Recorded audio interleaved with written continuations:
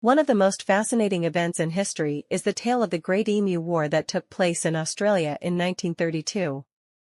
This peculiar episode emerged as a result of an unusual conflict between humans and wildlife. In the early 20th century, Australia was facing a crisis caused by an overpopulation of emus, large flightless birds native to the continent. These emus, driven by drought and habitat loss, migrated in large numbers to the wheat-growing regions of Western Australia. Their presence threatened crops and agricultural livelihoods, prompting farmers to seek government intervention. In response, the Australian government deployed soldiers armed with Lewis machine guns to combat the emu population. The soldiers' mission was to cull the emus and protect the farmlands from destruction. However, the emus proved to be formidable opponents, agile and swift, making them difficult targets.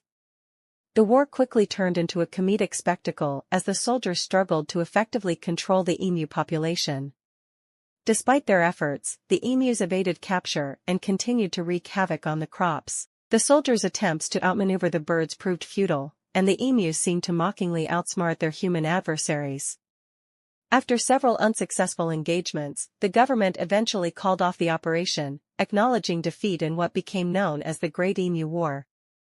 The emus emerged victorious, and their population continued to thrive in the Australian outback. The Great Emu War stands as a quirky and amusing chapter in history, illustrating the complexities of human-wildlife interactions and the unpredictable nature of ecological interventions. It serves as a reminder of the resilience of nature and the importance of adopting sustainable and harmonious approaches to coexist with wildlife.